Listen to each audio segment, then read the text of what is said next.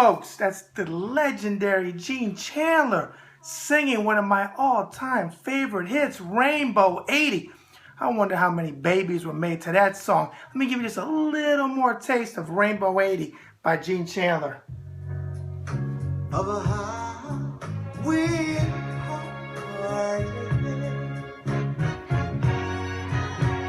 and I know. There it is. What a fantastic song to open up the show tonight.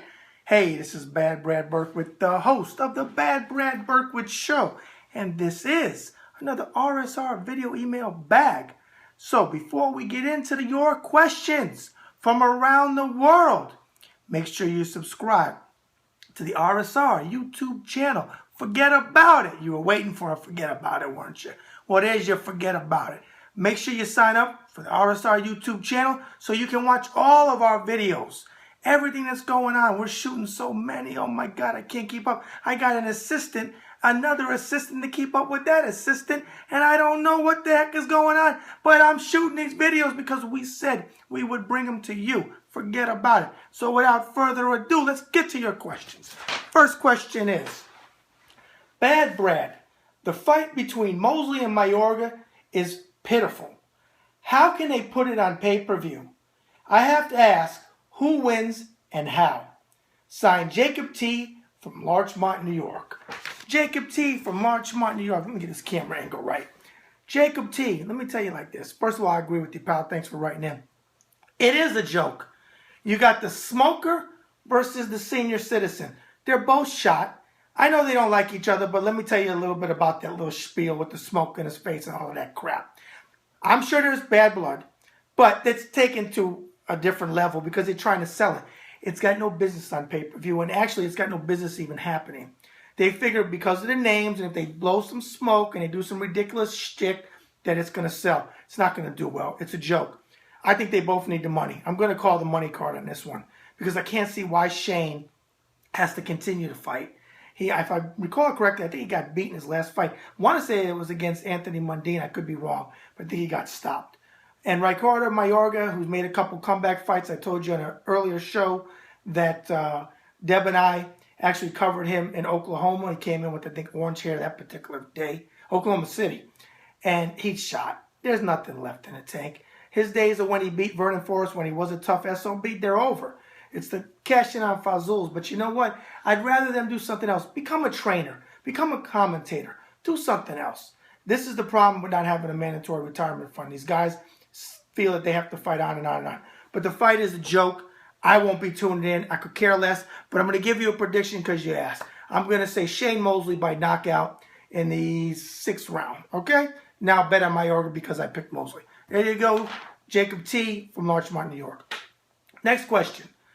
Bad Brad, love the show and the honest candor. I'm a 25-year-old boxing fan who loves the legend Joe Louis. What insights can you maybe give about him that may not be common knowledge or just your take? Thanks for taking my question. Signed, Johnny M. from Miami, Florida. Johnny M. from Miami, Florida. Hey, how's the weather down there, pal? It's been raining here all day. Actually, thunderstorms, and last night it was even worse. But it put me to sleep because I love when it rains. I think there's a song. I wish it would rain. Somebody. I'd like to go outside in the rain. I'm not going to try to sing it. But that puts me to sleep. Forget about it. All right. Johnny M. had to double check. Joe Louis. Man, did you pick a good one to follow. He's a legend. God rest his soul. There's probably not too many insights I can give you that haven't been written or said, but I'm going to give you a couple things quickly off the top of my head. First of all, the United States government, okay, who I worked for and I fought for, okay, who does a lot of good and who does a lot of bad. Let's just call it like it is. Forget about it. In his case, they did a lot of bad. When he fought in World War II, because he joined the Army, and he was fighting exhibition bouts, and he went around, he raised all that money, and a lot of money from that time, to go into, I think it was Treasury bonds or to whatever for the war effort. That's where the money went. They tried to come back. He put his whole person, they tried to come back and they tried to charge him taxes. They never made it right with Joe. It was ridiculous. He should have never been charged taxes on that money. It messed him up mentally. It messed his personal life up. I know he had his personal demons. I know. They've been well documented in documentaries and in many books. But in my mind, They never should have done that. Another insight that is well known, but I'm going to bring it up. Here was a man that would go in an army base. I get choked up just thinking about this because it was before its time. And it took a lot of, as Packy Boom Boom Goldstein says, bagels to do this. He'd go in an army base. And back then, black people were called colored people, okay? It's documented. He'd see an injustice of the way a colored soldier would be treated. And he'd go to the base commanding officer, or general. I'm so used to Navy, it's usually a captain or an admiral. And he'd say, I want this fixed. And they would fix it. They'd make it right. At least while he was around, they'd make it right. I don't know what happened afterwards. If you guys have stories that you know something that happened afterwards, let me know. He didn't have to do that. It was the right thing to do, but he didn't have to do it. He was still serving. He was still in a uniform. There could have been repercussions. But he stood up. And he made those calls. And it was great injustices back then going on. Even in the military, it was segregated. Okay? Terrible time in history. All right? One other thing I could tell you, I could share that a lot of people don't know. I interviewed Buddy Hackett, plug, from my book, Boxing Interviews of a Lifetime, the late comedian Buddy Hackett, who was hilarious. And he told me him and Joe Louis used to be best friends. And he used to hang out at Caesars in Las Vegas.